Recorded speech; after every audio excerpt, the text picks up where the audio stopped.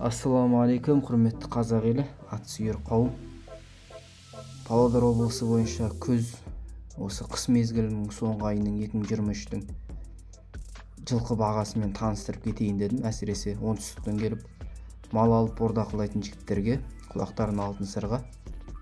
Ауданымыздың әр ауданның жігіттерімен сөйлесіп, OLX басқа да сатылым жерлерден сұрастырып көріп, ортақ бағамен сіздерге ұсынып отырмыз, таныса кетіңіздер.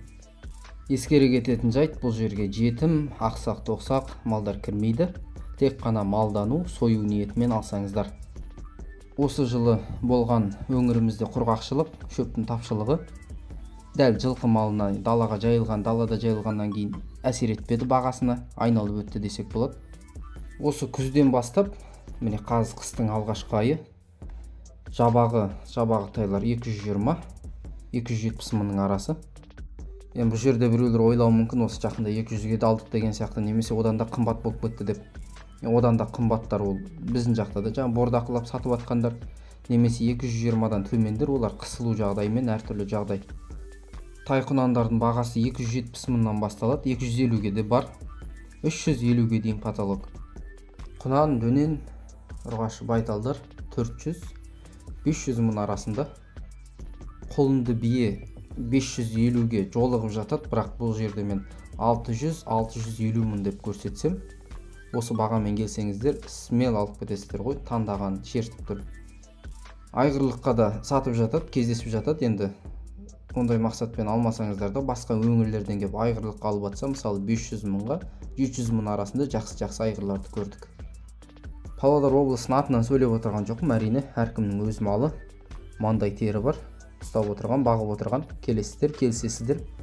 Бірақ енді қанша бағамен бару керек, қалай бару керек деген сияқты ойландыратын өзге өңірдің жігіттеріне жалпы осындай ортақ баға бар.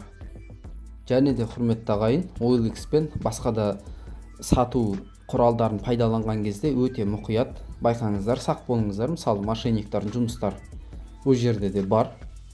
Жылқы малын өте арзан бағаға қояды. Кейін хабарлассаңыз, міне бір адам алам деп еді, бірақ маған бәрібір кім 5 мың, 10 мың лақтырып қояды, сол адам келіп алып кетеді деген сияқты сіздердің сенімдеріңізге кіріп, кейін ақша да жоқ, мал да жоқ, сондай әдістер қолданып отыр, алдау. Жаңа өзімізде баға тексеріп отырып, OLX-та сондай нәрселерге жолықтық, өте сақ болыңыздар.